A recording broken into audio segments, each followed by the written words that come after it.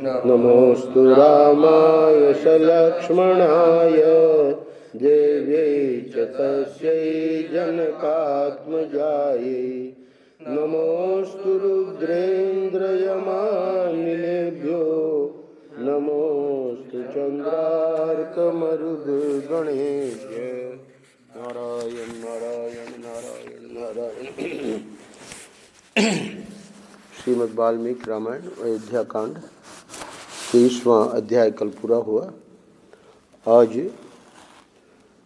जब लक्ष्मण बहुत ही आवेश में थे तो भगवान राम ने उनकी बातें सुनकर उनके आंसू पोंछे और उन्हें बारंबार सांत्वना देते हुए कहा, हे सौम्य, मुझे तो तुम माता पिता की आज्ञा के पालन में ही दृढ़तापूर्वक स्थित समझो, यही सत्पुरुषों का मार्ग है। मतलब तुमने मेरे लिए जो भी कुछ कहा है, पर मेरा निश्चय यही है कि मैं कैकेयी माता और दशरथ पिता की आज्ञा के पालन में ही मैं दृढ़ रहूँगा और सत्पुरुषों का भी यही मार्ग है। कल यही प्रसंग को विराम दिया। अगले अध्याय में कौशल्या ने जब देखा कि श्री राम ने पिता की आज्ञा के पालन का ही दृढ़ निश्चय कर लिया है, तब वे आंसुओं से रुंधी हुई गदगद वाणी में धर्मात्मा श्री राम से इस प्रकार बोले, जिसने जीवन में कभी दुख नहीं देखा है, जो समस्त प्राणियों से सदा प्रिय वचन बोलता है, जिसका जन्म महाराज दशरथ से मेरे द्वारा हुआ है, वह मेरा धर्मात्मा पुत्र उंच वृत्ति से उंच वृत्ति क्या है, गीता प्रेस वालों ने आगे स्पष्ट कर दिया है। खेत में गिरे हुए अनाज के एक एक दाने को बीन कर और उसी का फिर बाद में जो भी है उसी को ही ग्रहण करता है, तो कैसे वो जीवन निर्वाह कर सकेगा। जिनके भृत्य और दास भी शुद्ध स्वादिष्ट अन्न खाते हैं, वे ही श्री राम वन में फल मूल का आहार कैसे करेंगे।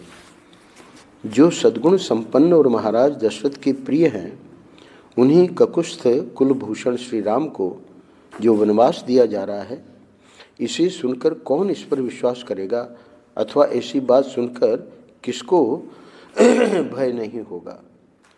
हे श्री राम, निश्चय ही इस जगत में दैव सबसे बड़ा बलवान है, उसकी आज्ञा सबके ऊपर चलती है। पिछले अध्याय में लक्ष्मण ने देव को ज़्यादा महत्व नहीं दिया, पर कौशल्या कह रही है, यानी जितने भी आस्तिक लोग हैं यही मानते हैं, तो कह रहे हैं कि उसकी आज्ञा सबके ऊपर चलती है, वही सबको सुख दुख से संयुक्त करता है, क्योंकि उसी के प्रभाव में आकर तुम्हारे जैसा लोकप्रिय मनुष्य भी वन में जाने को उद्यत है। सुख दुख से संयुक्त करता है, तो अर्थात हमारे कर्मों के अनुसार ही। परंतु बेटा, अब यहाँ देव, क्योंकि भगवान के वहाँ निषाद राज ने प्रश्न किया लक्ष्मण को, जब भगवान राम पेड़ के नीचे सो रहे थे, राम किंकर जी सुनाते हैं कि इनके ऐसे कौन से कर्म रहे होंगे, राजकुमार के लिए कह रहे हैं, पूछ रहे हैं लक्ष्मण को, कि जिनसे इनको इतना दुख सहन करना पड़ रहा है। तब लक्ष्मण जी मुस्कुरा के उनको उत्तर दिया कि ये जो राम हैं, ये तो सर्वदा आनंद में ही रहते हैं। जगत जननी जगदम्बा है सीता, तो ये तो हमेशा आनंद में रहते हैं। हाँ, उसके पहले वो कैकेयी को बहुत बुरा भला कह रहा था और काफ़ी दुखी था निषाद राज। तो लक्ष्मण ने कहा कि मैं देख रहा हूँ कि तुम दुखी हो, तो इसलिए तुम अपने दुख का विचार करो कि मेरे ऐसे कौन से कर्म हैं जिससे मेरे को ये दुख हो रहा है। तो यहाँ पर ये जो दैव का दुख वो भगवान पे घटित नहीं होगा, पर माँ है, क्योंकि मानव लीला कर रहे हैं, तो इसलिए कह रहे हैं कि ये देव ही सबको सुख दुख से संयुक्त करता है, क्योंकि उसी के प्रभाव में आकर तुम्हारे जैसा लोकप्रिय मनुष्य भी वन में जाने को उद्यत है। परंतु बेटा, अगले 3 श्लोकों में एक साथ उसका अन्वय कर दिया है। परंतु बेटा, तुमसे बिछुड़ जाने पर यहाँ मुझे शोक की अनुपम एवं बहुत बढ़ी हुई आग उसी तरह जलाकर भस्म कर डालेगी जैसे ग्रीष्म ऋतु में दावानल सूखी लकड़ियों और घास फूस को जला डालता है। शोक की यह आग मेरे अपने ही मन में प्रकट हुई है। तुम्हें न देख पाने की संभावना ही, बड़ा ही दिव्य वर्णन किया है वाल्मीकि जी ने। कह रहे हैं कि शोक की यह आग मेरे अपने ही मन में प्रकट हुई है। अच्छा, तुम्हें न देख पाने की संभावना ही वायु बनकर इस अग्नि को उद्दीप्त कर रही है। अच्छा, विलाप जनित दुख ही इसमें ईंधन का काम कर रहा है और रोने से जो अश्रुपात होते हैं वे ही मानो इसमें दी हुई घी की आहुति है। चिंता के कारण जो गरम गरम उच्छ्वास उठ रहा है वही इसका महान धुआं है। तुम दूर देश में जाकर फिर किस तरह आओगे, इस प्रकार की चिंता ही इस शोकाग्नि को जन्म दे रही है। सांस लेने का जो प्रयत्न है उसी से इस आग की प्रतिक्षण वृद्धि हो रही है। तब बुझेगी कैसे? तुम ही इसे बुझाने के लिए जल हो। तुम्हारे बिना यह आग मुझे अधिक सुखाकर जला डालेगी। अब जब तुम ही जा रहे हो, हे वत्स, अगले श्लोक में, हे वत्स, धेनु आगे जाते हुए अपने बछड़े के पीछे पीछे कैसे चली जाती है, उसी प्रकार मैं भी तुम जहाँ भी जाओगे तुम्हारे पीछे पीछे चली चलूँगी। माता कौशल्या ने जैसे जो कुछ कहा उस वचन को सुनकर पुरुषोत्तम श्री राम ने अत्यंत दुख में डूबी हुई अपनी माँ से पुनः इस प्रकार कहा, हे माँ, कैकेयी ने राजा के साथ धोखा किया है। अच्छा, यानी माँ को ये बताने जा रहे हैं कि अब तुम्हारा क्या कर्तव्य है। हे माँ, कैकेयी ने राजा के साथ धोखा किया है। अच्छा, इधर मैं वन को चला जा रहा हूँ। इस दशा में यदि तुम भी उनका परित्याग कर दोगी तो निश्चय ही वे जीवित नहीं रह सकेंगे। पति का परित्याग नारी के लिए बड़ा ही क्रूरतापूर्ण कर्म है। सत्पुरुषों ने इसकी बड़ी निंदा की है, अतः तुम्हें तो ऐसी बात कभी मन में भी नहीं लानी चाहिए। मेरे पिता ककुस्थ कुल भूषण महाराज दशरथ जब तक जीवित हैं तब तक तुम उन्हीं की सेवा करो। पति की सेवा ही स्त्री के लिए सनातन धर्म है। श्री राम के ऐसा कहने पर शुभ कर्मों पर दृष्टि रखने वाली देवी कौशल्या ने अत्यंत प्रसन्न होकर अनायास ही महान कर्म करने वाली श्री राम से कहा, अच्छा बेटा, ऐसा ही करूँगी, पर अभी चित्त स्थिर नहीं है, फिर विलाप करेंगी।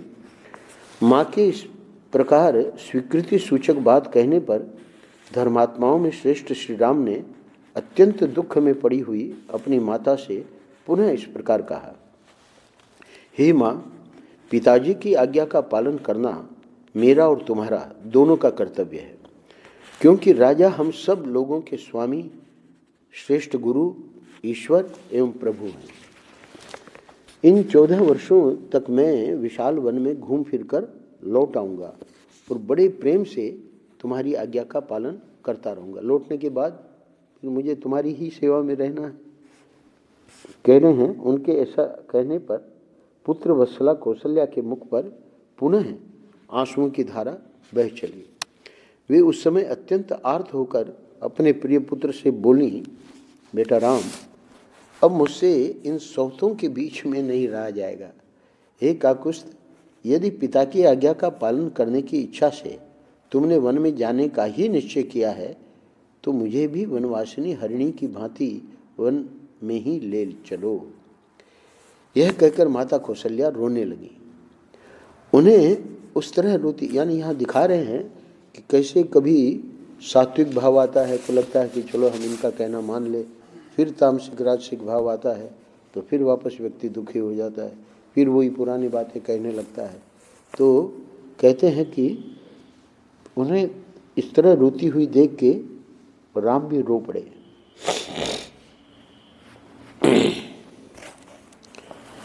और उन्हें सांत्वना देते हुए बोले, हे माँ, स्त्री के जीते जी उसका पति ही उसके लिए देवता और ईश्वर के समान है।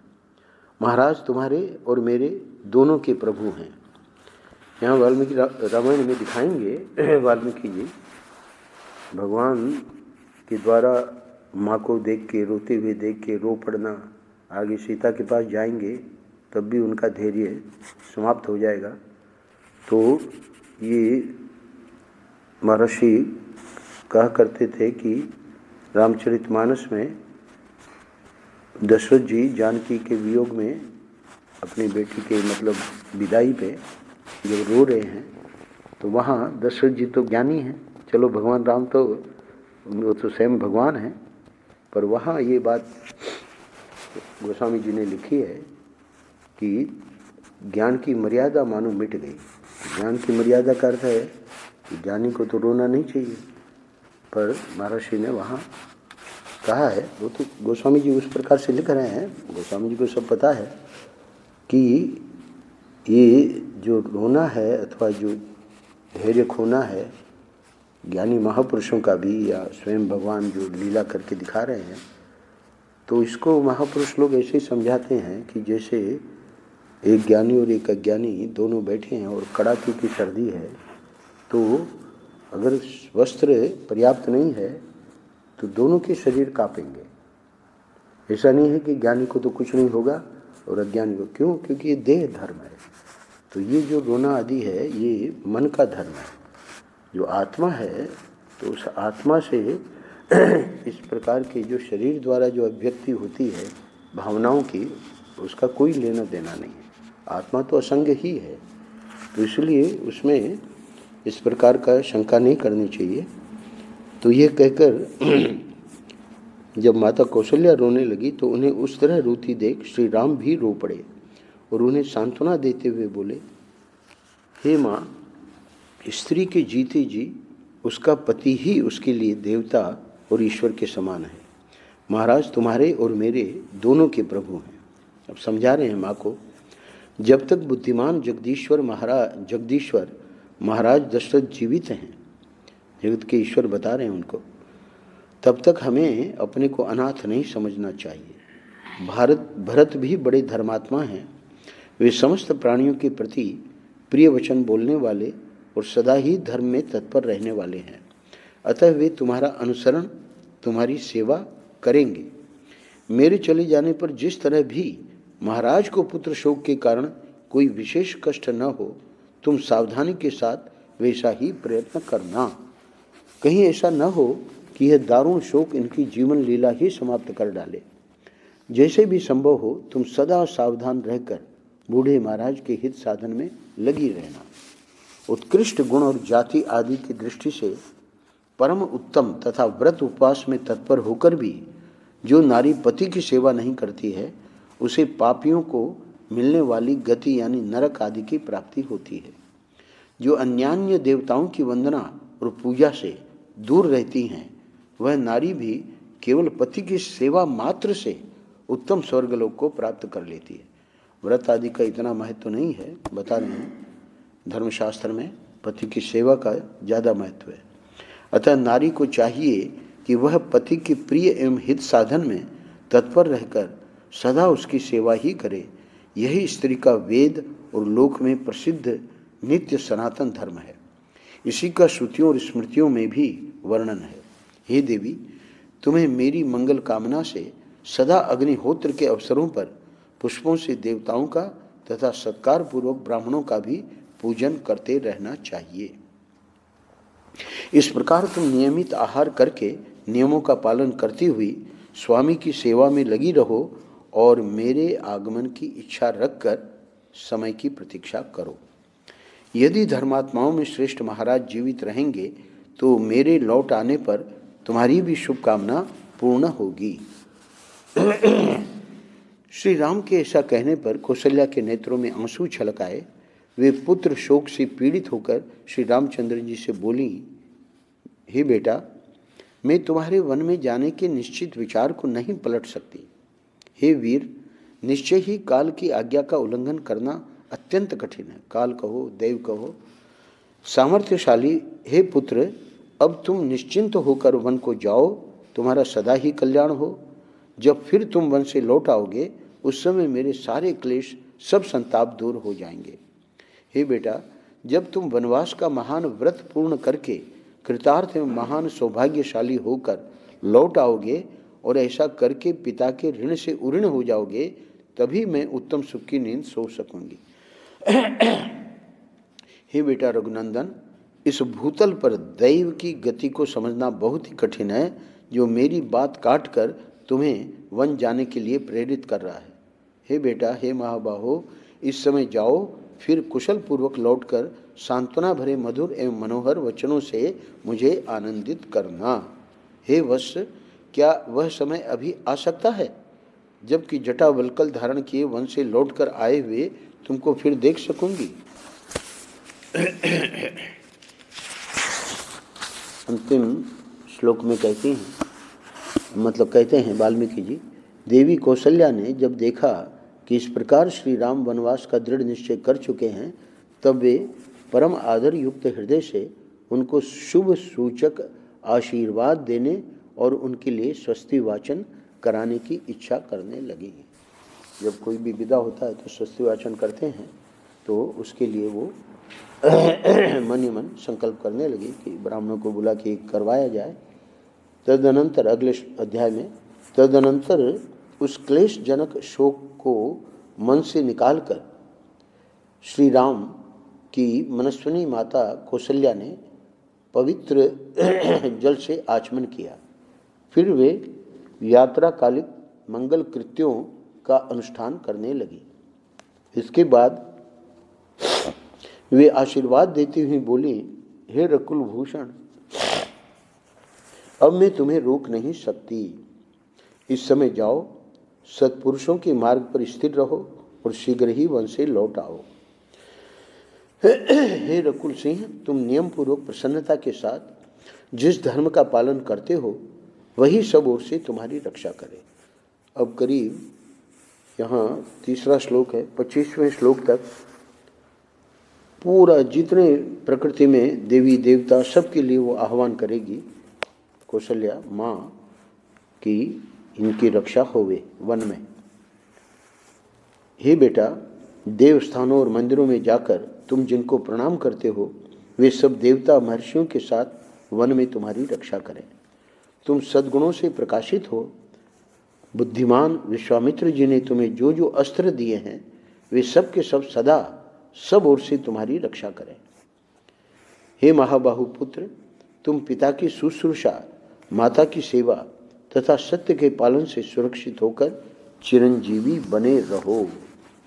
हे नरश्रेष्ठ, समिधा, कुशा, पवित्री, वेदियाँ, मंदिर, ब्राह्मणों के देव पूजन संबंधी स्थान, पर्वत, वृक्ष, छोटी शाखा वाले वृक्ष, जलाशय, पक्षी, सर्प और सिंह वन में तुम्हारी रक्षा करें।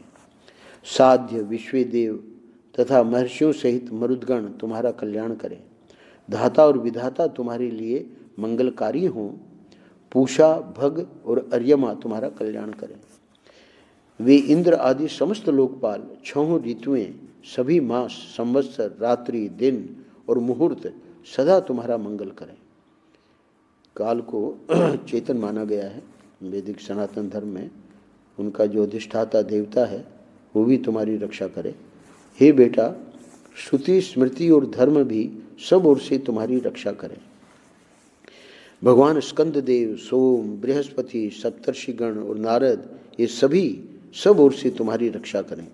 हे बेटा, वे प्रसिद्ध सिद्धगण, दिशाएं और दिक्पाल मेरी की हुई स्तुति से संतुष्ट होवें, उस वन में सदा सब ओर से तुम्हारी रक्षा करें। देश, काल और वस्तु, देश में दिशाएं ये भी चैतन्य हैं और इनके भी अधिष्ठाता देवता हैं, और काल का ऊपर वर्णन कर ही दिया, और वस्तुएं भी सब चैतन्य हैं। इसीलिए कहीं हमारा पाँव लग जाता है कागज़ वगैरह पे, हम तुरंत प्रणाम करते हैं। झाड़ू वगैरह और सब जितना जो है सबको चैतन्य माना गया, जड़ नहीं।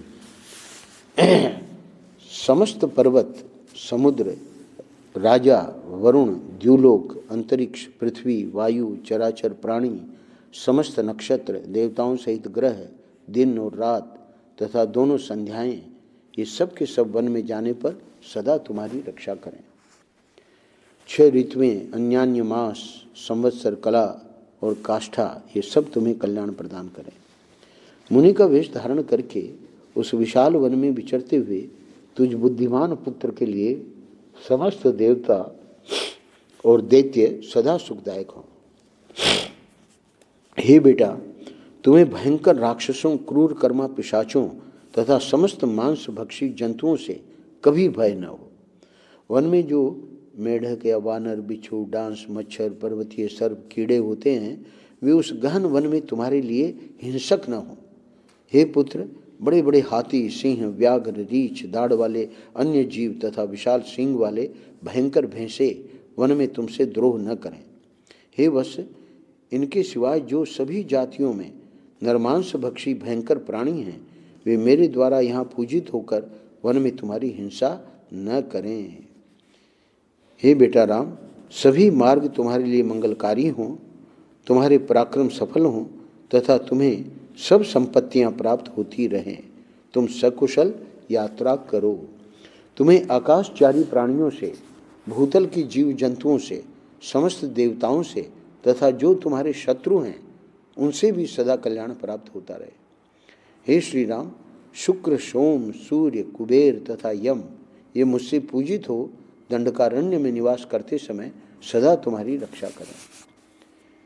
हे रघुनंदन, स्नान और आचमन के समय अग्नि, वायु, धूम तथा ऋषियों के मुख से निकले हुए मंत्र तुम्हारी रक्षा करें।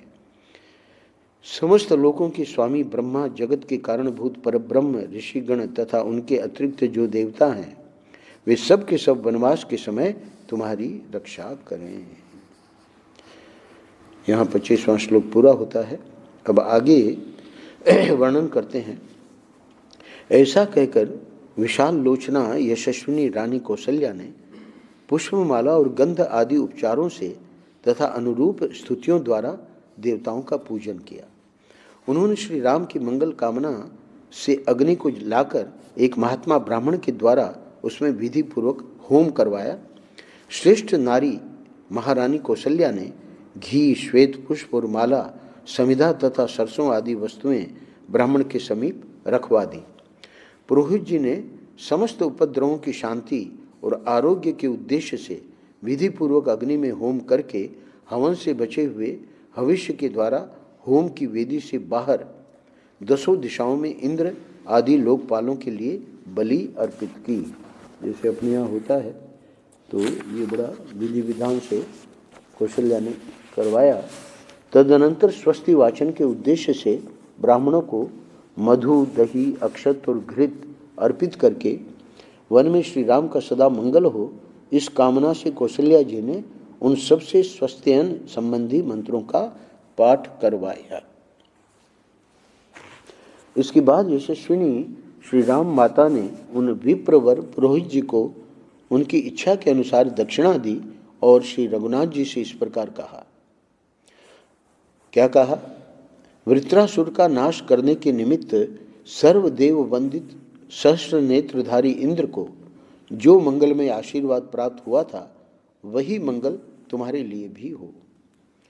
वृत्रासुर का नाश हो कर ही नहीं सकता था इंद्र, पर जब आशीर्वाद प्राप्त हुआ तब वो जाके वृत्रासुर का नाश कर पाया। वही आशीर्वाद तुमको प्राप्त हो। पूर्व काल में विंता देवी ने अमृत लाने की इच्छा वाले अपने पुत्र गरुड़ के लिए जो मंगल कृत्य किया था, वही मंगल तुम्हें भी प्राप्त हो। ये घटना भी महाभारत में आई है। अमृत की उत्पत्ति के समय दैत्यों का संहार करने वाले वज्रधारी इंद्र के लिए माता अदिति ने जो मंगलमय आशीर्वाद दिया था, वही मंगल तुम्हारे लिए भी सुलभ हो। हे श्री राम, 3 पगों को बढ़ाते हुए अनुपम तेजस्वी भगवान विष्णु के लिए जो मंगलाशंसा की गई थी, वही मंगल तुम्हारे लिए भी प्राप्त हो। हे महाबाहो, ऋषि, समुद्र, द्वीप, वेद, समस्त लोक और दिशाएं तुम्हें मंगल प्रदान करें। तुम्हारा सदा शुभ मंगल होवे। इस प्रकार आशीर्वाद देकर विशाल लोचना भामिनी कौशल्या ने पुत्र के मस्तक पर अक्षत रखकर चंदन और रोली लगाई तथा सब मनोरथों को सिद्ध करने वाली विशल्यकर्णी नामक शुभ औषधि लेकर, ये कोई औषधि होती है कर्मकांड में विशल्यकर्णी, उसको लेकर रक्षा के उद्देश्य से मंत्र पढ़ते हुए उसको श्री राम के हाथ में बांध दिया। फिर उसमें उत्कर्ष लाने के लिए मंत्र का जप भी किया। तो ये विशल्यकर्णी जो औषधि है वो रक्षा करती है। तदनंतर दुख के अधीन हुई कौशल्या ने ऊपर से प्रसन्न सी होकर मंत्रों का स्पष्ट उच्चारण भी किया। उस समय वे वाणी मात्र से ही मंत्रोच्चारण कर सकें, हृदय से नहीं, क्योंकि हृदय श्री राम के वियोग की संभावना से व्यथित था। इसीलिए वे खेद से गदगद लड़खड़ाती हुई वाणी से मंत्र बोल रही थी। इसके बाद उनके मस्तक को कुछ झुकाकर यशस्विनी माता ने सूंघा और बेटे को हृदय से लगाकर कहा, हे वत्स राम, तुम सफल मनोरथ होकर सुखपूर्वक वन को जाओ। जब पूर्ण काम होकर रोग रहित सकुशल अयोध्या में लौटोगे, उस समय तुम्हें राजमार्ग पर स्थित देखकर मैं सुखी होऊंगी। उस समय मेरे दुख पूर्ण संकल्प मिट जाएंगे, मुख पर हर्ष जनित उल्लास छा जाएगा और मैं वन से आए हुए तुमको पूर्णिमा की रात में उदित हुए पूर्ण चंद्रमा की भांति देखूंगी। हे श्री राम, वनवास से यहाँ आकर पिता की प्रतिज्ञा को पूर्ण करके जब तुम राज सिंहासन पर बैठोगे, उस समय मैं पुनः प्रसन्नतापूर्वक तुम्हारा दर्शन करूंगी। अब जाओ और वनवास से, क्योंकि ज्येष्ठ पुत्र को ही राज्य दिया जाता है, तो भले इसने मांगा है तो उसको 14 वर्ष ही भरत का रहेगा, बाकी तो तुमको ही बैठना है। तो अब जाओ और वनवास से यहाँ लौटकर राजोचित मंगलमय वस्त्राभूषणों से विभूषित हो तुम सदा मेरी बहू सीता की समस्त कामनाएं पूर्ण करते रहो। अब अंतिम 3 श्लोकों में कहते हैं, हे रघुनंदन, माँ कहती है, हे रघुनंदन, मैंने सदा जिनका पूजन और सम्मान किया है वे शिव आदि देवता, महर्षि, भूतगण, देवोपम नाग और संपूर्ण दिशाएं, ये सब के सब वन में जाने पर चिरकाल तक तुम्हारे हित साधन की कामना करते रहें। इस प्रकार माता ने नेत्रों में अत्यंत आंसू भरकर विधि पूर्वक वह स्वस्ति वाचन कर्म पूर्ण किया। फिर श्री राम की परिक्रमा की और बारंबार उनकी ओर देखकर उन्हें छाती से लगाया।